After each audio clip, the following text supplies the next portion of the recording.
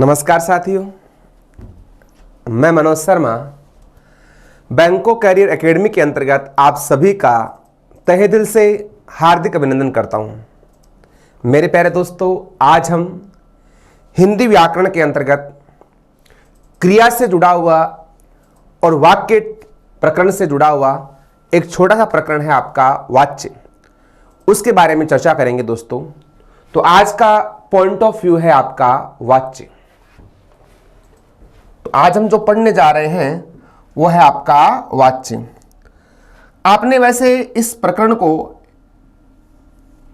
अंग्रेजी व्याकरण के अंदर आपका पढ़ा हुआ है, बाकी हिंदी के अंदर हम इस प्रकरण को कम पढ़ते हैं। ये जो टॉपिक है दोस्तों, वे दो जगह आता है। इसको चाहो तो आप क्रिया के साथ पढ़ सकते हो, चाहो तो इसे वाक्य के साथ भी पढ़ सकते हो। दोनों के साथ जुड़ जाता है क्रिया और आपका वाक्य। क्योंकि अगर हम क्रिया की बात करते हैं काल के आधार पर, तो काल होते हैं तीन: वर्तमान, भूतकाल और आपका भविष्य काल। और अगर हम बात करते हैं वाक्य के आधार पर, तो क्रिया के आधार पर अगर हम बात करते हैं वाक्य की, तो वहां भी जोड़कर पढ़ सकते हो। क्रिया के आधार पर वाक्य है वो तीन प्रकार के होते हैं आपके: कर्तृवाच्य, कर्मवाच्य और आपका भाववाच्य। वैसे वाक्य हम रचना में तीन प्रकार के पढ़ते हैं: साधारण, मिश्र और आपका संयुक्त। अर्थ में पढ़ते हैं आपके 8 प्रकार के, तो उनके बारे में चर्चा कर लेंगे। तो उनसे हटकर दोनों टॉपिक का मिश्रण है आपका कौन सा? वाच्य। इसके बारे में चर्चा करते हैं। वाच्य को इंग्लिश में क्या कहते हैं दोस्तों? वाच्य है उसे इंग्लिश में क्या कहा जाता है? तो इसे इंग्लिश में कहते हैं आपका वॉइस कहते हैं, VOICE। तो वाच्य को इंग्लिश में क्या कहते हैं? आपका वॉइस कहा जाता है दोस्तों। अब जो वाच्य शब्द है वो किससे बना है? अगर हम इसके खंड करते हैं दोस्तों, वाच्य जो शब्द है वो बनता है वच धातु से। वच, वच के अंदर ऐसा कह सकते हैं कौन सा प्रत्यय है आपका? ये प्रत्यय है। तो वच धातु में ये लगाने से क्या बनता है? आपका वाच्य बन जाता है दोस्तों। वच है, इससे आप और क्या बनाते हो? वच है, इससे आपका अगर अन लगाते हो तो वच में ये लगाते हो तो क्या बनता है? आपका वाच्य। और वच में अन लगाते हो तो क्या बन जाता है? आपका वचन। और बना सकते हो इससे आपका वच से आपका वाचक बन जाएगा, वाची बन जाएगा, वाच्य है। इनके अंदर धातु लगभग आपका समान है। और वच का मतलब होता है जैसे वचन। वचन शब्द है दोस्तों, वो भी अपने आप में अनेकार्थी शब्द है। वचन का अर्थ जैसे आपके पास कोई नोट है 500 का, तो वहां क्या लिखा होता है कि मैं धारक को वचन देता हूं। और कई बार आप भी क्या करते हो? जीने मरने की कस्में खाते हो, है ना, कि जिएंगे साथ तेरे, मरेंगे तेरे साथ। तो वचन का मतलब क्या होता है? आपका वादा। और अगर हम हिंदी व्याकरण की बात करते हैं तो वचन का मतलब क्या होता है? आपका संख्या। वचन का मतलब क्या होता है? आपका संख्या होता है। ये एग्जाम में भी आया हुआ है कि वचन शब्द है, इसका शाब्दिक अर्थ क्या है? तो हिंदी व्याकरण में आपको क्या मानना है? संख्या मानना है। क्योंकि वचन दो होते हैं, आपका एक वचन और आपका बहुवचन, दो होते हैं। और संस्कृत में 3 होते हैं: एक वचन, द्विवचन और आपका बहुवचन। तो वचन का शाब्दिक अर्थ होता है आपका संख्या। एग्जाम में दोनों आए थे, वहां वादा भी दिया गया था और आपका संख्या भी दिया गया था। तो क्या बन जाएगा? आपका संख्या बन जाएगा। और वच का मतलब होता है कोई बात कहना। वचन मतलब बात कहना, बात कहना। और यहां वाच्य का मतलब हो गया अपनी बात को कहने का तरीका। जैसे मतलब एक ही बात को हम अलग अलग प्रकार से कह सकते हैं। जैसे मैं आपसे कहूं मैं हिंदी पढ़ाता हूं, इस बात को मैं ऐसे भी कह सकता हूं मेरे द्वारा हिंदी पढ़ाई जा रही है ना। तो जैसे हम काल पढ़ते हैं तो एक ही वाक्य को आप अलग अलग प्रकार से बनाते हो। जैसे मान लो हम वाक्य की बात करते हैं, मैंने कहा राधा पुस्तक पढ़ती है। इसको नेगेटिव बनते हो तो बना देते हो आप राधा पुस्तक नहीं पढ़ती है। राधा कब पढ़ती है? राधा पुस्तक पढ़ रही है, राधा पुस्तक पढ़ती थी, है ना। तो एक ही वाक्य को हम काल के आधार पर भी प्रकार से बना सकते हैं। वैसे ही अपनी बात को कहने का या तरीका, उसे क्या कहते हैं, आपका वाच्य कहते हैं। तो वाच्य का सामान्य जो अर्थ होता है, अपनी बात को कहने का तरीका, बात कहने का तरीका, बात कहने का तरीका होता है, उसे क्या कहते हैं, आपका वाच्य। जैसे मैंने कहा, राहुल सांप मारता है और राहुल के द्वारा सांप मारा जाता है, एक ही सेंस है। तो कहने का मतलब अपनी बात को कहने का जो मेथड होता है, उसे क्या कहते हैं, आपका वाच्य कहा जाता है। लेकिन हमें बात करनी है किसके बारे में, व्याकरणिक दृष्टिकोण की। ये तो है सिंपल वे के अंदर कि आप अपनी बात किसी के सामने किस प्रकार से प्रकट करते हो, वो आपका क्या है, वाच्य। हम बात करते हैं व्याकरणिक दृष्टिकोण से। तो व्याकरणिक दृष्टिकोण के आधार पर वाच्य का अर्थ होता है, व्याकरणिक दृष्टिकोण के आधार पर, व्याकरणिक दृष्टिकोण के आधार पर अगर हम बात करते हैं तो वाच्य का शाब्दिक अर्थ होता है क्रिया का विधान करना। के आधार पर इसका शाब्दिक अर्थ होता है क्रिया का विधान करना, क्रिया का विधान करना। इसीलिए मैंने कहा ना कि वाक्य जो शब्द है किससे जुड़ जाता है, आपका क्रिया के साथ जुड़ जाता है। और क्रिया के साथ साथ ये आपका वाक्य में भी आता है क्रिया के आधार पर। तो क्रिया का विधान करना। तो दोस्तों, विधान का मतलब क्या होता है, विधान का मतलब होता है सिस्टम या नियम या कानून। जैसे हम पढ़ते हैं सम प्लस विधान, संविधान, तो ऐसा एक नियम जो सभी के लिए क्या हो, आपका बनाया गया हो। तो विधान का मतलब होता है सिस्टम, तरीका, नियम आप कह सकते हो। तो यहां किसका नियम चलेगा, यहां नियम चलेगा किसका, आपका क्रिया का। तो क्रिया का विधान करना क्या कहलाता है दोस्तों, आपका वाच्य। तो क्रिया के विधान से तात्पर्य क्या होता है, अगर पूछ ले क्रिया के विधान से तात्पर्य क्या है, तो इसका तात्पर्य यह है कि वाक्य में दी गई क्रिया है उसका संबंध किससे है। विधान का मतलब होता है संबंध। तो कहने का मतलब क्रिया का विधान करने का मतलब हो गया कि वाक्य में दी गई क्रिया है, इसका संबंध किससे है। तो यहां क्रिया के विधान का मतलब होता है क्रिया का संबंध बताना। जो वाक्य में दी गई क्रिया है, क्रिया का संबंध बताना, वाक्य में दी गई क्रिया का संबंध बताना। और अगर हम बात करते हैं वाक्य की, तो वाक्य है दोस्तों, उसके अंदर अनिवार्य जो घटक होते हैं वो आपके होते हैं कर्ता और क्रिया। क्या होते हैं आपके, कर्ता और क्रिया। एक छोटे से छोटा वाक्य बनाने के लिए आपको किसकी आवश्यकता होती है, एक तो कर्ता की और एक आपकी होती है क्रिया की। तो कर्ता और क्रिया दोनों क्या है, आपके अनिवार्य घटक है। इसके अलावा आपके अन्य जो होते हैं वो आपके वैकल्पिक या ऐच्छिक घटक माने जाते हैं। तो वाक्य में क्रिया का संबंध बताना किसके साथ, देखो मूलतः तीन बातें आएंगी। क्रिया का संबंध किसके साथ हो सकता है, पहला बात है ये कि क्रिया है, इसका जो संबंध है वो या तो किसके साथ होगा, आपका कर्ता के साथ होगा। क्रिया का संबंध है या तो किसके साथ होगा, कर्ता के साथ, या क्रिया का संबंध है वो किसके साथ रहेगा, आपका कर्म के साथ। दूसरा है क्रिया है, उसका संबंध किसके साथ होगा, आपका कर्म के साथ। और तीसरी बात है क्रिया है वो आपकी क्या रहेगी, स्वतंत्र भी रह सकती। तीसरी बात, क्रिया है वो आपकी क्या रह सकती है, आपकी स्वतंत्र रह सकती है। तो क्रियाओं का मूलतः संबंध होता है या तो कर्ता के साथ या फिर कर्म के साथ, या फिर क्रिया क्या होती है, आपकी स्वतंत्र होती है। तो ये बात ध्यान रखना है कि वाक्य में क्रिया का संबंध किससे होता है, कर्ता कर्म इनके साथ होता है।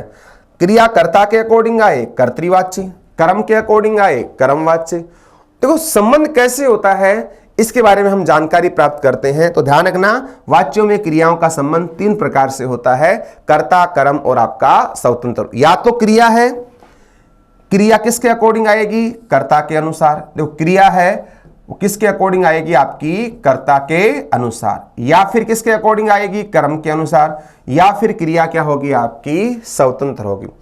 अब देखो संबंध का मतलब ये होता है कि संबंध स्थापित क्या होता है, कि क्रिया का जो स्वरूप है उसका लिंग, वचन, काल, कारक इनका संबंध कर्ता, कर्म और भाव से होता है। यानी शॉर्ट वे के अंदर आप ऐसा कह सकते हो परिभाषा के रूप में कि जब वाक्य में प्रयुक्त क्रिया का संबंध, जब वाक्य में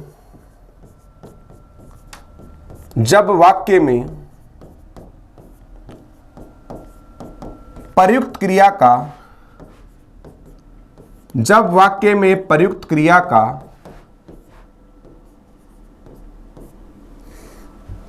संबंध, प्रयुक्त क्रिया का संबंध कर्ता, कर्म व स्वतंत्र रूप में होता है, कर्ता, कर्म व स्वतंत्र रूप में होता है। और इसका मतलब वाक्य में दी गई क्रिया है उसका लिंग, वचन, काल, कारक किसके अकॉर्डिंग आते हैं? कर्ता, कर्म और भाव के अकॉर्डिंग आते हैं। अर्थात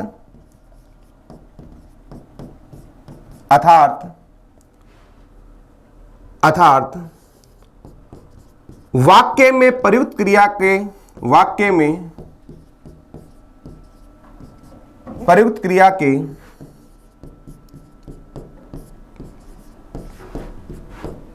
लिंग, वचन, काल आदि का संबंध, काल आदि का संबंध कर्ता, कर्म व भाव से होता है, कर्ता, कर्म व भाव से होता है, कर्ता, कर्म व भाव से होता है। इसका मतलब जैसा कर्ता होगा वैसी क्रिया, जैसा कर्म होगा वैसी क्रिया, या फिर क्रिया कैसी होगी आपकी? भाव प्रधान। क्या निर्धारण होगा? क्रिया के लिंग, वचन, काल। जो क्रिया है वो परिवर्तित होती है, क्रिया है वो आपकी क्या है? विकारी। जैसे मैंने कहा मोहन हंसता है तो हंसता आ गया, मोनिका हंसती है, बच्चे हंसते हैं। अर्थात क्रिया है वो अपने स्वरूप को चेंज करती है, इसलिए क्या कहलाती है? आपकी विकारी। तो क्रिया है उसका लिंग, वचन और काल किसके अकॉर्डिंग परिवर्तित होगा? या तो कर्ता या कर्म या आपका भाव के अकॉर्डिंग। इस आधार पर हम वाच्य है उसके कितने भेद पढ़ते हैं? हिंदी में आपके 3 भेद होते हैं। तो आगे है आपका वाच्य के भेद। दोस्तों वाच्य के भेद कितने होते हैं? आपके 3 होते हैं। अगर हम बात करें तो वाच्य के जो भेद होते हैं साथियों वो कितने होते हैं? आपके 3 माने जाते हैं। और ये 3 कौन कौन से होते हैं? एक तो होता है आपका कर्तृवाच्य, एक क्या होगा आपका? कर्तृवाच्य। दूसरा क्या होगा आपका? कर्मवाच्य, कर्तृवाच्य, कर्मवाच्य। और तीसरा क्या होता है आपका? भाववाच्य। हिंदी और संस्कृत दोनों के अंदर वाच्य कितने होते हैं? आपके 3 होते हैं। अगर हिंदी की बात करें तो भी आपको 3 मानना है, और संस्कृत की बात करें तो वहां भी कितने होते हैं? आपके 3 होते हैं। दोस्तों अगर हम बात पूछ ले आपको इंग्लिश में वाच्य कितने होते हैं, अंग्रेजी में कितने होते हैं, तो वहां आपके कितने प्रकार के होते हैं? 2 प्रकार के होते हैं। अब अंग्रेजी में 2 कौन से होते हैं? एक तो होता है आपका एक्टिव वॉइस और एक होता है आपका पैसिव वॉइस। जबकि हिंदी में कितने होते हैं? आपके 3। जिसे आप एक्टिव वॉइस कहते हो ना, तो एक्टिव वॉइस को ही हिंदी में क्या कहा जाता है? कर्तृवाच्य कहा जाता है। तो एक्टिव वॉइस जो है वो हिंदी में क्या कहलाता है? आपका कर्तृवाच्य कहलाता है। और जो आपका पैसिव वॉइस है, पैसिव वॉइस का मतलब क्या होता है? आपका कर्मवाच्य होता है। तो इंग्लिश का आपका पैसिव वॉइस हिंदी में क्या कहलाता है? आपका कर्मवाच्य कहलाता है। बाकी भाववाच्य के लिए अंग्रेजी में कोई शब्द नहीं है। अगर हम बात करते हैं भाव शब्द है, तो भाव का अगर हम इंग्लिश के वर्ड बातें हैं तो पढ़ते हैं आपकी भाववाचक संज्ञा। तो वहां भाव शब्द है उसके लिए शब्द आता है इंग्लिश में आपका अब्स्ट्रैक्ट, ABSTRACT। अब्स्ट्रैक्ट का मतलब होता है अमूर्त, अभौतिक। और अब्स्ट्रैक्ट जो शब्द है उसका इंग्लिश वर्ड आपका विलोम बात करते हैं एंटोनिम्स, तो क्या होता है आपका कंक्रीट। और कंक्रीट का मतलब होता है आपका मूर्त, यानी ऐसी वस्तुएं जिसको आप देख सकते हो, छू सकते हो, वो आपके होते हैं मूर्त। और अमूर्त होते हैं जिनका कोई भौतिक वजूद नहीं होता है, जिनको आप न तो देख सकते हो न छू सकते हो, जो केवल अनुभव की बात होती है, महसूस किया जाए, वो आपकी होती है कंक्रीट, यानी अब्स्ट्रैक्ट कहा जाता है आपका भाव के लिए, है ना। और वाच्य यानी क्या होता है आपका वॉइस। बाकी ऐसा इंग्लिश में कोई प्रकार नहीं होता है, एक होता है आपका कर्तृवाच्य और एक होता है आपका कर्मवाच्य। सिंपल सी बात लेते हैं, जैसे हम पढ़ेंगे सभी को एक एक करके, उससे पहले हम थोड़ी सी बात कर लेते हैं। जैसे मैंने कहा मोनिका, आपने इंग्लिश पढ़ी है, वहां एक वाक्य आता है मोनिका, कोई सेंटेंस ले लो आपकी, Monica kills a snake, Monica kills a snake. इसका ये वॉइस कौन सा है आपका पूछ ले तो ये आपका एक्टिव वॉइस का सेंटेंस है। मोनिका किल्स ए स्नेक, ये आपका क्या है, एक्टिव वॉइस का सेंटेंस है। तो इसके अंदर हम बात करते हैं, मोनिका आपका क्या है, एज ए सब्जेक्ट है, किल्स क्या है आपकी वर्ब है, आपकी मैन वर्ब, और क्या मारती है, ए स्नेक, ये आपका क्या है, ऑब्जेक्ट। ये आपका जब किसी वर्ब के साथ एस या ईएस आता है तो आपका प्रेजेंट सिंपल होता है। तो प्रेजेंट सिंपल का ये अफर्मेटिव सेंटेंस है, जिसमें सब्जेक्ट अगर सिंगुलर होता है तो वर्ब के साथ क्या जुड़ जाता है, एस या ईएस जुड़ जाता है। तो ये आपका क्या है, कर्तृवाच्य। अगर हम एक्टिव वॉइस से पैसिव वॉइस बनाते हैं तो वहां हम क्या लगाते हैं दोस्तों, जब एक्टिव वॉइस से क्या बनाया जाए, आपका पैसिव वॉइस बनाया जाए, तो ऐसी कंडीशन में क्या होता है, इन इंग्लिश सब्जेक्ट को हम क्या बनाते हैं, ऑब्जेक्ट, और ऑब्जेक्ट को क्या बनाते हैं, आपका सब्जेक्ट। अब इसका पैसिव बनाओगे तो इसमें ए स्नेक क्या है आपका ऑब्जेक्ट, और मोनिका क्या है आपका सब्जेक्ट। तो सब्जेक्ट ऑब्जेक्ट बन जाता है, और ऑब्जेक्ट क्या बनता है आपका सब्जेक्ट बनता है। तो इसके अंदर ऑब्जेक्ट क्या है आपका ए स्नेक, तो ए स्नेक दोस्तों आपका क्या बन जाएगा, एज ए सब्जेक्ट बन जाएगा, ए स्नेक। और जो टेंस होता है, जैसे मान लो प्रेजेंट सिंपल का है तो इसके जस्ट आगे वाला टेंस कौन सा होता है आपका, प्रेजेंट कंटिन्यूअस, और उसकी सहायक क्रिया कौन सी होती है आपकी, इज एम आर। तो यहां सब्जेक्ट इज क्या है आपका सिंगुलर, तो ए स्नेक, तो क्या बन जाएगा आपका इज, तो ए स्नेक इज। और पैसिव वॉइस बनाते समय हमेशा वर्ब की कौन सी फॉर्म आती है आपकी, थर्ड फॉर्म, V3 जिसको कहते हो आप, तो V3 का प्रयोग करते हैं। और किल की वर्ब की थर्ड फॉर्म क्या होती है आपकी, किल्ड, KILLED, किल्ड। और जब सब्जेक्टिव केस को ऑब्जेक्टिव बनाते हैं तो ऐसी कंडीशन में सब्जेक्ट से पहले जब ऑब्जेक्ट बनता है तो उससे पहले क्या आता है आपका, बाई आता है। तो यहां क्या बन जाएगा आपका, किल्ड बाई मोनिका,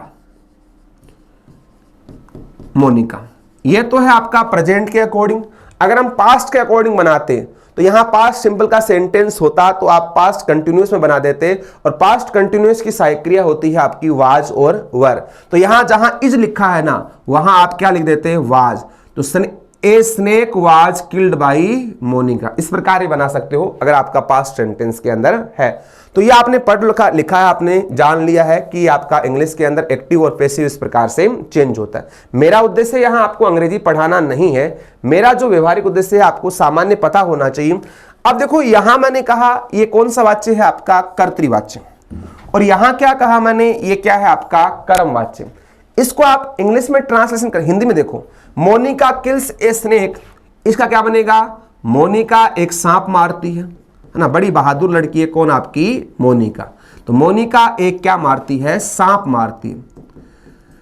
अब यहां क्रिया है वो किससे चेंज होगी दोस्तों आपकी, यहां क्रिया है वो चेंज किससे होगी आपकी, देखो यहां मोनिका क्या है आपकी कर्ता, तो यहां इस मोनिका को चेंज करके देखो आप, कर्ता चेंज करने से क्रिया चेंज होती है या नहीं होती। मोनिका एक सांप मारती है, देखो चेंज करने का मतलब वो होता है कि पुल्लिंग शब्द है तो क्या लिखना, स्त्रीलिंग। तीन कोई शब्द ले लो, एक पुल्लिंग, एक स्त्रीलिंग, एक आपका बहुवचन। अब मोनिका के स्थान में क्या लिख दिया आपने, राहुल, तो राहुल एक सांप मारता है, तो राहुल लिखोगे तो क्या आएगा आपका, राहुल एक सांप मारता है। और यहां लिख दोगे बच्चे, बच्चे सांप मारता है या मारते हैं, मारते हैं। अब बताओ यहां क्रिया है वो किसके अकॉर्डिंग आ रही है? कर्ता के अकॉर्डिंग आ रही है। कर्ता स्त्रीलिंग तो क्रिया स्त्रीलिंग, कर्ता पुल्लिंग क्रिया पुल्लिंग, कर्ता बहुवचन क्रिया बहुवचन। इसका मतलब जैसी क्रिया है वैसा आपका क्या है? कर्ता। इस वाक्य में आपने कर्ता चेंज किया तो क्रिया क्या हो गई? आपकी चेंज हो गई। लेकिन कर्म वाच्य में आपकी कर्ता और क्रिया को चेंज करके देखो, क्या क्रिया चेंज होती है क्या? अब a snake was killed by Monica या a snake is killed by Monica, इसमें क्या बनेगा? जैसे मान लो मैंने कहा मोनिका के द्वारा, हिंदी में क्या बनेगा इसका? बाई मोनिका। बाई यानी क्या होता है? के द्वारा। तो मोनिका के द्वारा एक सांप मारा गया। दोनों बातें दोस्तों एक ही है। मैं पढ़ाता हूं, मेरे द्वारा पढ़ाया जाता है, एक की बात है ना। तो मोनिका के द्वारा एक सांप मारा गया। अब यहां दोस्तों इसके अंदर हमें क्या करना है? चेंज करना है। यहां आपने सब्जेक्ट चेंज किया, क्रिया चेंज हो गई। यहां मोनिका को चेंज करो, यहां लिखो मोनिका के स्थान पर राहुल। तो राहुल के द्वारा एक सांप मारा गया, बच्चों के द्वारा एक सांप मारा गया। अब यहां आपने कर्ता चेंज कर दिया, लेकिन क्रिया क्या नहीं हुई? चेंज नहीं हुई। यहां आपने कर्ता चेंज किया, क्रिया क्या हो गई? आपकी चेंज। इसका मतलब ये क्रिया है वो किसके अकॉर्डिंग आ रही है? कर्ता के अकॉर्डिंग आ रही है। यहां क्रिया है वो किसके अकॉर्डिंग नहीं आ रही है? आपकी कर्ता के अकॉर्डिंग नहीं आ रही है। इसका मतलब क्रिया अगर कर्ता के अनुसार नहीं है, क्रिया का संबंध कर्ता से नहीं है, तो ऐसी कंडीशन में हम क्या करेंगे? इस क्रिया को देखना चाहेंगे कि इस वाक्य में कर्म के साथ संबंध है या नहीं। देखो वाच्य में क्रियाओं का संबंध तीन जगह होता है, या तो कर्ता के साथ होगा कर्तृवाच्य, या कर्म के साथ होगा कर्मवाच्य, या फिर क्रिया है वो किसी से कोई संबंध नहीं रखती है, न तो कर्ता से संबंध रखेगी न आपकी क्रिया कर्म से, अर्थात क्या बन जाएगा? भाववाच्य। अब कर्म के साथ देखते हैं संबंध है या नहीं। यहां कर्म क्या है आपका दोस्तों? सांप है। सांप मारा गया, क्या मारा? सांप। अब सांप मारा, सांप क्या है आपका? कर्म है। तो यहां कर्म को चेंज करना। तो चेंज करने का मतलब यह नहीं है कि मैंने यहां मोनिका लिखा फिर आप लिख दो सर प्रियंका, सोनिया। आपको चेंज करने का मतलब है दिया गया शब्द जिस जेंडर का है, जिस लिंग का है, उसका हमेशा क्या होना चाहिए? अपोजिट होना चाहिए। जो शब्द जिस वचन का है उसका एक वचन है तो बहुवचन यूज करके देखो, है ना। तो यहां सांप क्या है आपका? पुल्लिंग है। तो यहां कोई स्त्रीलिंग शब्द रखो आप, कोई स्त्रीलिंग। अब सांप है या आपका पुल्लिंग है। अब इसके स्थान पर क्या लिख दिया? नागिन। अगर सांप के स्थान पर लिखोगे शेर, तो शेर मारा गया, कुत्ता मारा गया।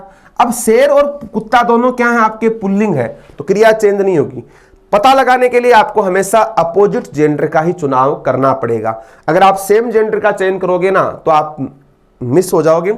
और ध्यान रखना दिया गया शब्द है वो आपको अपोजिट जेंडर में क्या करना है? आपको यूज करना है। तो नागिन, तो मोनिका के द्वारा एक नागिन मारी गई। और यहां नागिन क्या है? स्त्रीलिंग, मारी क्या है? स्त्रीलिंग, यानी कर्म स्त्रीलिंग, क्रिया स्त्रीलिंग। तो यहां क्रिया का संबंध किससे है दोस्तों? आपका कर्म से। तो क्या हो गई? कर्मवाच्य।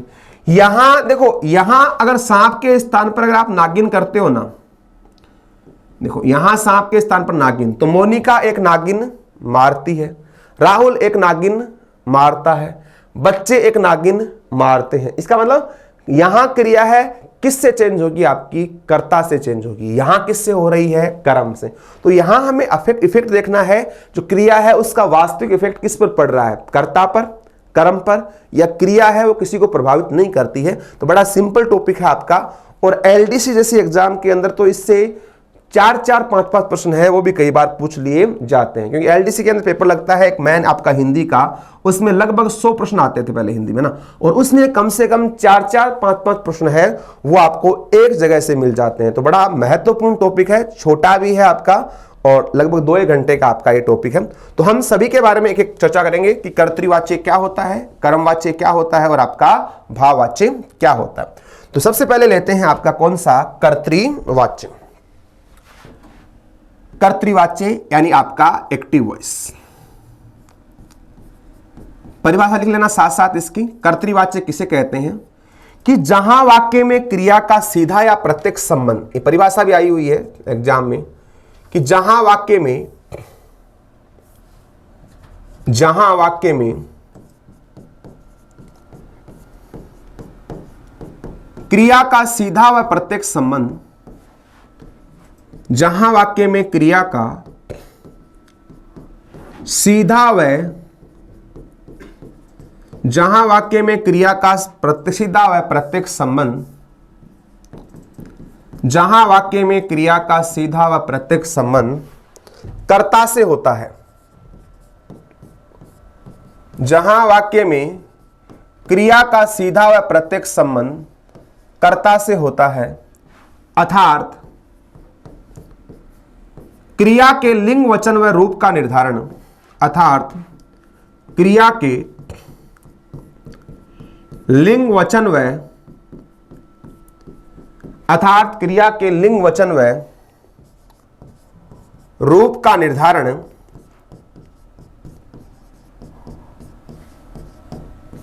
कर्ता के अनुसार किया जाता है,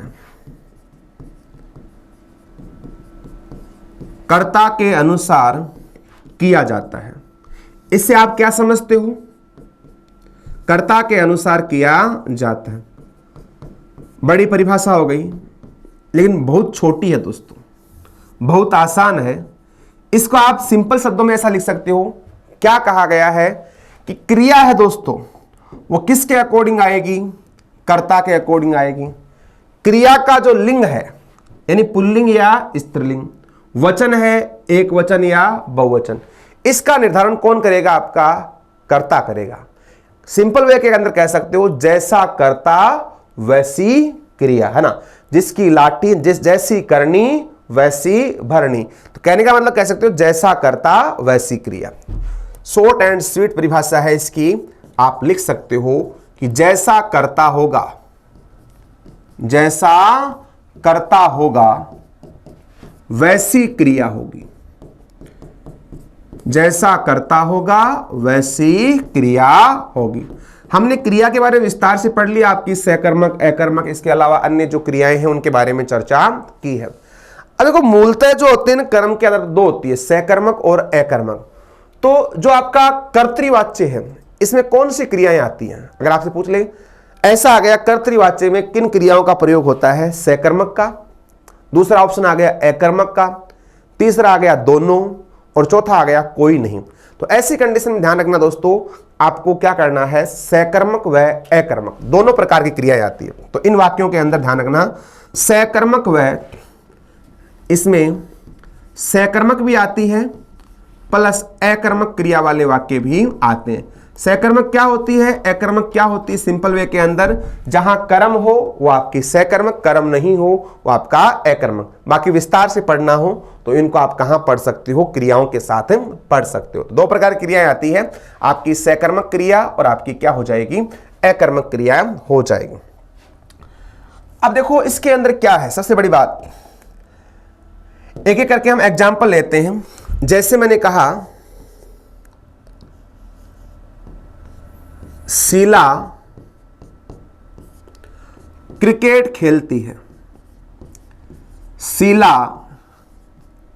क्रिकेट खेलती है, और इन इंग्लिश हो जाएगा शीला प्लेज क्रिकेट। देखो आपके एक टॉपिक आता है एलडीसी के अंदर, हिंदी टू इंग्लिश ट्रांसलेशन। तो वहां आपको पता होना चाहिए सेंटेंस कौन से काल का है, किस काल में कौन सी क्रियाएं आती है। तो हिंदी टू इंग्लिश ट्रांसलेशन भी आपको, जैसे एलडीसी जैसे एग्जाम के अंदर आपका एक दो प्रश्न ऐसे आते हैं कि आपको हिंदी वाक्य दे देते हैं और इसका इंग्लिश क्या होगा, है ना। तो यहां भी आपको थोड़ी बहुत अंग्रेजी आना है। मेरा उद्देश्य वैसे आपको प्रॉपर इंग्लिश में पढ़ाना नहीं है। तो शीला क्रिकेट खेलती है। अब देखो मैंने क्या कहा, इसमें आप देखो कर्ता कौन सा है, क्रिया कौन सा है, कर्म क्या है। तो शीला आपकी क्या है? कर्ता। खेलना क्या है? आपकी क्रिया। क्या खेलती है? क्रिकेट। ये क्या हो गया? आपका कर्म। इसका मतलब सेंटेंस कैसा है? आपका सकर्मक है। क्या है? आपका सकर्मक है। कर्ता भी है, क्रिया भी है और आपका कर्म भी है। शीला क्रिकेट खेलती। अब देखो इस क्रिया का संबंध इस कर्ता से है या नहीं, इसको जांचने के लिए हम क्या करेंगे? कर्ता चेंज करेंगे। दोस्तों कर्ता चेंज करने का मतलब आपको ध्यान रखना, तीन शब्द ले लेना कोई भी, एक पुल्लिंग, एक स्त्रीलिंग, एक आपका बहुवचन। जैसे एक तो ले लिया आपने राहुल, है ना, और एक ले लिया आपने प्रियंका, और एक ले लिया आपका बच्चों, है ना। अब देखो आपने कोई भी 3 शब्द ले लो, शीला क्रिकेट खेलती है, ये आपका क्या है, स्त्रीलिंग है। शीला एकवचन है, स्त्रीलिंग है, तो खेलती भी क्या है आपका एकवचन है और आपका स्त्रीलिंग है। इसका मतलब इस क्रिया का डायरेक्टली संबंध किससे है, इससे। ये स्त्रीलिंग है, ये भी स्त्रीलिंग है, ये एकवचन है, ये भी आपका एकवचन है। दोस्तों अगर ऐसा लिखूं मैं, शीला के स्थान लिखता राहुल, तो राहुल क्रिकेट खेलता है, राहुल क्रिकेट खेलता है। यहां हम क्या चेंज कर रहे हैं दोस्तों, कर्ता, कर्ता पुल्लिंग, क्रिया पुल्लिंग। और अगर लिख दिया बहुवचन, लिख दिया कोई, मान लो बच्चों, बच्चे, बच्चे या बच्चों, बच्चे क्रिकेट खेलते हैं, बच्चे क्रिकेट खेलते हैं। ये सिंपल वाक्य है, चाहे आप इसको पॉजिटिव बनाओ, नेगेटिव बनाओ, आप प्रश्नवाचक बनाओ, कोई प्रभाव नहीं पड़ेगा। इतना ध्यान रखना है, सेंटेंस छोटा हो चाहे बड़ा हो, इस सेंटेंस को आप चाहे जितना बड़ा बना दो। जैसे शीला अपने पति के साथ क्रिकेट खेलती है, राहुल अपने बच्चों के साथ क्रिकेट खेलता है, और बच्चे मम्मी पापा के साथ क्रिकेट खेलते हैं। सेंटेंस बड़ा बनाओगे कोई प्रभाव नहीं पड़ेगा। शीला बगीचे में क्रिकेट खेल रही है, राहुल नेहरू गार्डन में क्रिकेट खेल रहा है, बच्चे स्कूल में क्रिकेट खेल रहे हैं। आप कर्म चेंज करो या कुछ और चेंज करो, यानी क्रिया डायरेक्टली प्रभावित किससे होगी, आपकी कर्ता से। कर्ता चेंज करोगे, क्रिया क्या हो जाएगी, चेंज हो जाएगी। सिंपल वे के अंदर है। एक ऐसा वाक्य है आपका सकारात्मक वाक्य, चाहो जितना बढ़ा सकते हो। शीला क्रिकेट खेलती है तो भी खेलती रहेगा, शीला राहुल के साथ क्रिकेट खेलती है, शीला राहुल के साथ मैदान में क्रिकेट खेलती है, चाहे जितना बनाओ। शीला क्रिकेट नहीं खेलती है, ये भी हो जाएगा। शीला क्रिकेट कब खेलती है, राहुल क्रिकेट कब खेलता है, बच्चे क्रिकेट कब खेलते हैं। तो आप इसको छोटा बनाओ बड़ा बनाओ, वाक्य कोई मायने नहीं रखता है। वाक्य में क्या है, कर्ता है, कर्म है और आपकी क्रिया है। कर्ता चेंज करने से आपकी क्रिया क्या हो रही है दोस्तों, चेंज हो रही है। इसका मतलब कर्ता है, इसका डायरेक्टली क्या है, आपका क्रिया के साथ लिंक है। आगे बढ़ते हैं दोस्तों। ये तो बात कर ली हमने सकर्मक वाक्य की। और वाक्य बना सकते हो, सकर्मक बहुत सारे हैं आपके। मैंने कहा राहुल गोलगप्पे खाता है, सोनिया गोलगप्पे खाती है, बच्चे गोलगप्पे खाते हैं। दादी कहानी सुनाती है, मोहन कहानी सुनाता है, बच्चे कहानी सुनते हैं। तो आप चेंज कर सकते हो ना। तो आप कोई सेंटेंस आ जाए जिसके अंदर कर्म हो, उसको आप इस प्रकार से कर्ता चेंज करोगे तो क्रिया क्या हो जाएगी, आपकी चेंज हो जाएगी। दोस्तों यहां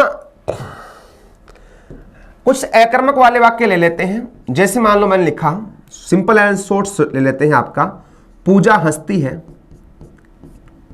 पूजा हंसती है। दोस्तों ये क्या है, पूजा हंसती है, ये क्या है आपका अकर्मक है। पूजा क्या है आपका कर्ता, हंसती है क्या है आपका क्रिया। पूजा हंसती है तो पूजा आपका कर्ता है, हंसती है आपकी क्या है, क्रिया। अब देखो यहां पूजा करता है, इसको चेंज करो। हंसना क्या है, क्रिया, कर्म है नहीं। देखो क्रिया कुछ अकर्मक होती है, कुछ सकर्मक होती है। जैसे हंसना अकर्मक है और हंसाना सकर्मक। देखो क्रिया अपने आप मांग करे, यानी क्या है कर्मक है क्या सकर्मक है, इसके बारे में विस्तार से हमने वहां पढ़ा है, क्रियाओं के अंतर्गत है ना। तो हंसती है यानी क्रिया का प्रभाव खुद पर आए तो अकर्मक, और हंसाती है इसका मतलब किसी ने किसी को हंसा रही है तो क्या बन जाएगा, आपका सकर्मक बन जाएगा। तो पूजा हंसती है। अब यहां चेंज कर लो कर्ता, तो राहुल हंसता है, राहुल हंसता है। कर्ता चेंज कर रहे हो, क्रिया चेंज हो रही है। और ऐसा बना दिया बच्चे, तो क्या बन जाएगा आपका, बच्चे हंसते हैं। पूजा हंसती है, राहुल हंसता है और आपका बच्चे हंसते हैं। देखो कैसा वाक्य है आपका, अकर्मक वाक्य है, और इसमें आपने कर्ता चेंज किया, क्रिया चेंज हो गई। इसका मतलब क्रिया है उसका डायरेक्टली संबंध किससे होता है, आपका डायरेक्टली जो संबंध है वो किससे होता है? आपका कर्ता से होता है। यहां इस वाक्य को बड़ा करोगे ना तो भी कोई प्रभाव नहीं पड़ेगा। पूजा जोर जोर से हंसती है, राहुल जोर जोर से हंसता है और बच्चे जोर जोर से हंसते हैं। सेंटेंस चेंज कर दो, कोई प्रभाव नहीं पड़ेगा। मुख्य जो विषय वस्तु है आपको ये पता होना चाहिए कि चेंज किसको कर रहे हैं।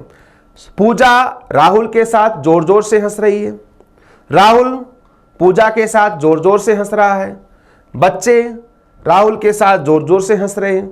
इसका मतलब यहां भी क्रिया है वो कर्ता को चेंज करने से होगी। वाक्य है छोटा बड़ा कोई मायने नहीं रखता है। अकर्मक के अंदर आप बहुत सारे बना सकते हो, चाहो तो इनको नेगेटिव बना सकते हो। पूजा नहीं हंसती है, राहुल नहीं हंसता है, बच्चे नहीं हंसते। पूजा घर पर हंसती है, राहुल घर पर हंसता है, बच्चे घर पर हंसते हैं, है ना।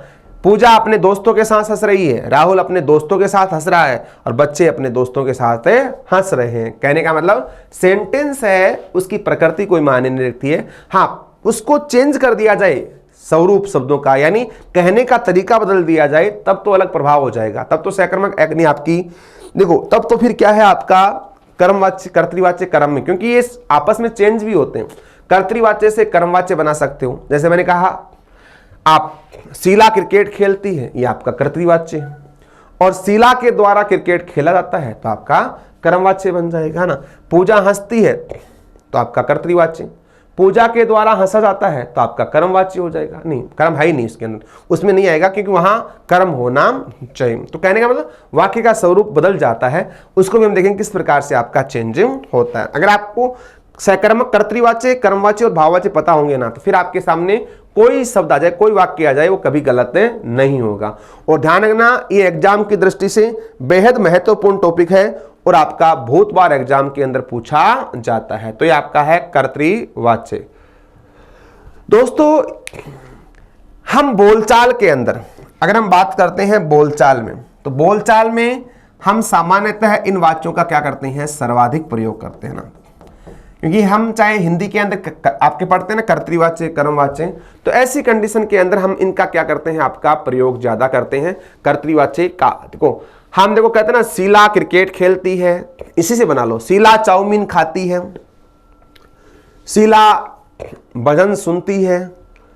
तो आप कर्म कोई भी लिख दो, कर्म चेंज करने से क्रिया चेंज नहीं होगी। आपने कर्म लिख दिया भजन, तो शीला भजन सुनती है, राहुल भजन सुनता है, बच्चे भजन सुनते हैं। और लिख सकते हो चाउमीन, तो शीला चाउमीन खाती है, राहुल चाउमीन खाता है और बच्चे चाउमीन खाते हैं। तो कहने का मतलब यहां पर कर्म है वो क्या रहेगा? आपका समान रहेगा। कर्म चेंज करोगे कोई प्रभाव नहीं पड़ेगा, प्रभाव केवल आपका कर्ता से पड़ेगा। तो मुख्यतः ऐसा ही वाक्य आता है कि आपको कोई सेंटेंस दे देते हैं। एग्जाम का एक ही पैटर्न है। पैटर्न क्या है दोस्तों? आपको एक सेंटेंस दिया जाएगा कि इस वाक्य में कौन सा वाच्य है। 3 ऑप्शन आएंगे, कर्तृवाच्य, कर्मवाच्य और आपका भाववाच्य। तो आप चाहे इतने बना सकते हो। मैंने कहा सांप रेंगता है, सांप जमीन पर रेंगता है, आपका कर्तृवाच्य है। जैसे पक्षी आसमान में उड़ते हैं, पक्षी क्या है? बहुवचन, तो उड़ते हैं। और कौवा बोलता है। देखो जितने भी आपके जीव है ना उनकी एक विशेष ध्वनि होती है। जैसे मधुमक्खियां स्त्रीलिंग है तो भिन्न भिन्न आती है, ये भी इसमें आएगा। और इसके अलावा गाय रंभाती है, मेंढक टरटराता है, घोड़ा हिनहिनाता है, ऊंट बलबलाता है। कहने का मतलब प्रत्येक जीवों के साथ उसकी ध्वनि है वो साथ आएगी। तो अगर किसी के साथ ध्वनि का प्रयोग नहीं करते हैं तो वाक्य शुद्धिकरण में क्या हो जाएगा? आपका अशुद्ध माना जाएगा। तो ये आपको ध्यान रखना है। वाक्य में क्रिया है उसका संबंध किससे होता है? आपका कर्ता से होता है। कर्ता का जो लिंग और वचन होगा और काल होगा वही किसका होगा? आपका क्रिया का होगा। अर्थात जैसा कर्ता वैसी क्रिया। यहां हम सकर्मक और अकर्मक दोनों प्रकार का प्रयोग करते हैं और इनका हम क्या करते हैं? आपका सर्वाधिक प्रयोग किया जाता है। देखो एक विशेष बात है, विशेष बात यह है कि देखो एक आता है नोट लगाकर लिख सकते हो इसके अंदर। ये तो सिंपल बातें हैं, है ना। एक नोट लगाकर लिख सकते हो, वो क्या है दोस्तों? आपका जैसे कई बार क्या होता है कि क्रिया कर्ता से चेंज नहीं हो और कर्म से चेंज हो जाती है। अब देखो यहां क्या होता है कि जैसे मान लो इस वाक्य में एक विशेष प्रकृति होती है कि कर्ता, कर्ता के बाद में कौन सा कारक आए? आपका ने कारक आए। कर्ता के बाद में क्या है? आपका ने कारक आए। फिर आपका क्या आए? कर्म आए। फिर आपकी क्या हो? भूतकालिक क्रिया। कर्ता, कर्म, कर्ता, फिर ने, फिर कर्म, आपका भूतकालिक क्रिया। जैसे मैं आपके सामने एक वाक्य लिखता हूं, प्रशांत ने पुस्तक पढ़ी। प्रशांत ने पुस्तक पढ़ी। प्रशांत ने पुस्तक पढ़ी। या ऐसा कह सकते हो बालक ने दूध पिया, कुछ भी लिख सकते हो आप। मोनिका ने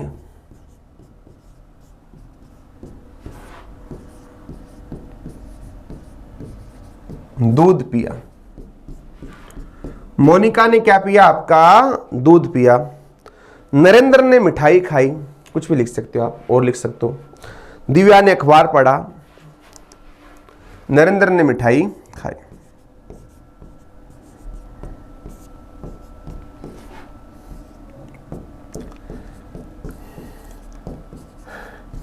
दोस्तों इनके अंदर आपको क्या समानता दिखाई दे रही है? सभी वाक्य समान है ना? प्रशांत करता है, मोनिका करता है, नरेंद्र करता है। तीनों के बाद में क्या आ रहा है? कर्ता प्लस ने आ रहा है। तीसरी बात क्या है? कर्म होना चाहिए। क्या पढ़ी? पुस्तक। क्या पिया? दूध। क्या खाई? मिठाई। तो मिठाई, दूध और पुस्तक क्या है? आपका कर्म है। और भूतकालिक क्रिया के अंत में क्या आता है दोस्तों? ये पहचान आपको पता है कि जब किसी वाक्य के अंत में क्या है? आ या ई और ए। और इसके बारे में हमने काल जब पढ़े थे ना कल, तो काल जो प्रकरण है वो पढ़ा हुआ है, वहां हमने डिटेल से चर्चा की थी कि भूतकाल कितने प्रकार के होते हैं? आपके 6। सामान्य भूत, आसन भूत, पूर्ण, अपूर्ण, संदिग्ध और आपका हेतु हेतुमद। तो किसी वाक्य के अंत में क्या है? आ या ई और ए, तो क्या होता है? आपका भूतकालिक। जैसे सुरेश ने जंगल में एक शेर देखा, तो आ है। और मोहन जयपुर गया, आ है। नानी ने बच्चों को कहानी सुनाई, बच्चे मेला देखने गए। तो आ या ई और ए, देखो ई या ई, भूतकालिक क्रिया आ रही है आपकी। तो दोस्तों इन तीनों वाक्यों के अंदर क्या है? आपकी समानता है। एनसीईआरटी के अंदर थोड़ा सा विवाद दे रखा है दोस्तों। एनसीईआरटी में ध्यान रखना, यहां इन दोनों में क्या दे रखा है? कर्तृवाच्य। क्या दे रखा है? आपका कर्मवाच्य। यहां इन दोनों में क्या दे रखा है? आपका कर्मवाच्य।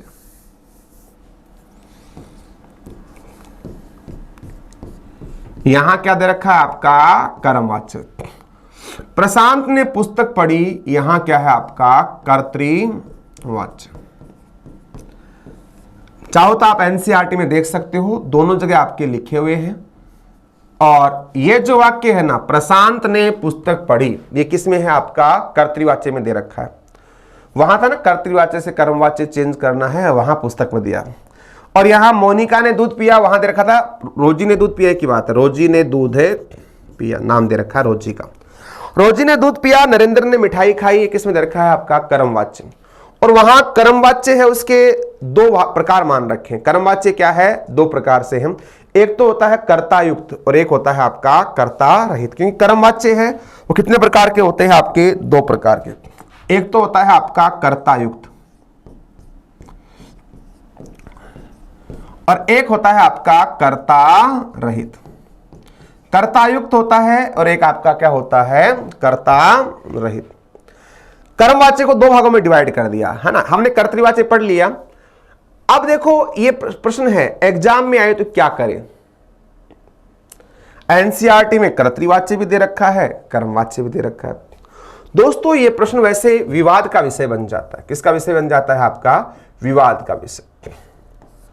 लेकिन अब यहां देखो क्रिया है वो कर्ता से चेंज होती है या नहीं, कर्ता चेंज करके देखो। जैसे मान लो आपका कर्ता है यहां पर क्या, प्रशांत ने पुस्तक पढ़ी, मोनिका ने दूध पिया और नरेंद्र ने मिठाई खाई। कर्ता चेंज कर लो, 3 शब्द ले लो। एक तो ले लिया आपने राहुल, एक ले लिया सोनिया, ये पुल्लिंग ये स्त्रीलिंग और बहुवचन ले लो ना, बच्चे या बच्चों। अब इनको चेंज करो, क्या क्रिया चेंज होगी क्या? राहुल ने पुस्तक पढ़ी, सोनिया ने पुस्तक पढ़ी, बच्चे ने पुस्तक पढ़ी, बच्चों ने पुस्तक पढ़ी। मोनिका ने दूध पिया, राहुल ने दूध पिया, बच्चों ने दूध पिया। नरेंद्र ने मिठाई खाई, बच्चों ने मिठाई खाई, सोनिया ने मिठाई खाई। कर्ता चेंज कर रहे हो, क्रिया कोई चेंज नहीं हो रही। यहां 3 वाक्य में कर्ता से क्रिया करोगे तो कोई चेंज नहीं होगी। अब देखो यहां पुस्तक क्या है आपका, पुस्तक क्या है आपका, यहां कर्म है। यहां दूध क्या है, कर्म। मिठाई क्या है आपकी, कर्म। इसको चेंज करके देखते हैं, क्या कर्म चेंज करने से क्रिया चेंज होती है या नहीं। कर्म चेंज करोगे तो आपकी क्रिया चेंज होती है या नहीं।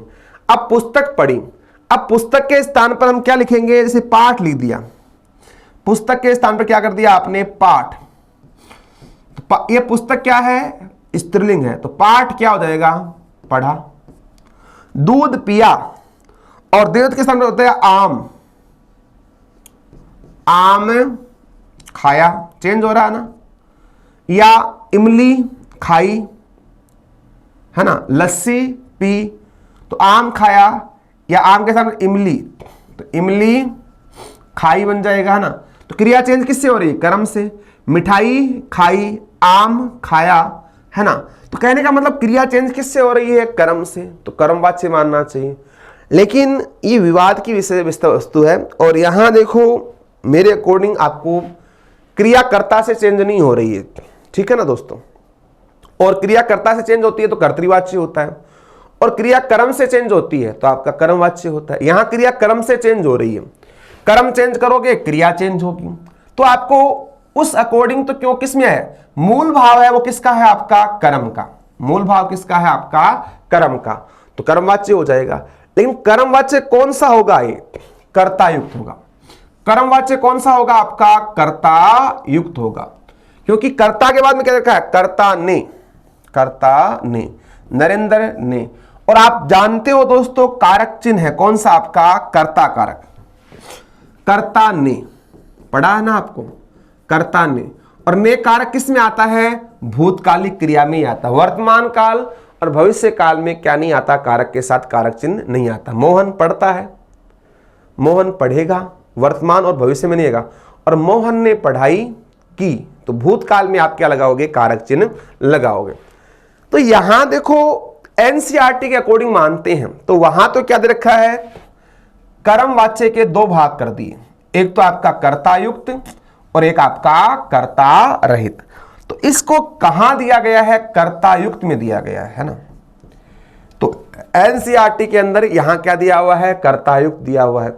और इसी कर्तायुक्त होने के कारण हिंदी के अंदर कुछ विद्वान ऐसा भी मानते हैं कि यहां कारक प्रभावी है, क्योंकि कर्ता ने बचपन से पढ़ा है, कारक प्रभावी है। और कारक प्रभावी होने के कारण, कारक प्रभावी होने के कारण इसके क्या मानते हैं आपका, कर्तृवाच्य भी मानते हैं। तो कई बार एग्जाम में ऐसा भी आया हुआ है, वहां इस वाक्य क्या माना गया है आपका, कर्तृवाच्य भी स्वीकार किया गया। जैसे एक बार जूनियर अकाउंटेंट में आया था और ऑप्शन में ऐसे वाक्य जहां कर्ता प्लस ने, कर्म प्लस भूतकालिक क्रिया हो, वहां क्या माना गया है आपका, कर्तृवाच्य आए। तो कर्तृवाच्य भी आप इसमें स्वीकार कर सकते हो, तो ये भी आपका होता है। तो ये थोड़ी विवाद की स्थिति बन जाती है, क्योंकि अलग अलग बुक्स के अंदर आपका अलग अलग दे रखा है, लेकिन एग्जामिनर ने बहुत बार इसमें क्या माना है आपका, कर्तृवाच्य माना है। बाकी रेयर केस में अगर आपका कर्मवाच्य भी मान ले तो आपकी किस्मत पर डिपेंड है। कई बार क्या होता है ना कि ऐसे प्रश्नों के बारे में कुछ कहा नहीं जाता, विवाद की विषय होती है, अब किसको सही माने। बाकी आया हुआ है वहां आपका कर्तृवाच्य स्वीकार किया गया है, तो कर्तृवाच्य करना है आपको। क्योंकि कर्तृवाच्य क्यों मानेंगे, क्योंकि कर्मवाच्य 2 प्रकार के होते हैं, कर्ता युक्त, तो कर्ता की प्रधानता होने के कारण ये कर्मवाच्य का प्रकार होते हुए किस में जाएगा आपका, कर्तृवाच्य के अंदर आपका जाएगा। तो इस बात को भी आपको क्या रखना है, ध्यान रखना है। तो हमने दोस्तों जो पढ़ा है वो किसके बारे में पढ़ा है, आपका कर्तृवाच्य के बारे में पढ़ा है। तो साथियों आज जो हमने चर्चा की है वो किसके बारे में की है आपकी, उसको एक बार रिपीट कर लेते हैं। Short and sweet. वाच्य है वो आपका क्रियाओं के साथ जुड़ता है और आपका वाक्य के साथ जुड़ता है। अब देखो वाच्य को इंग्लिश में कहते हैं आपका वॉइस, किससे बनता है आपका वच धातु से। वच का मतलब होता है अपनी बात कहना, बात को कहने का तरीका। अब यहां व्याकरणिक दृष्टिकोण के आधार पर होता है क्रिया का विधान करना, और क्रिया के विधान का मतलब होता है क्रिया से संबंध किसका है, कर्ता से, कर्म से, या क्रिया किस में है, स्वतंत्र में।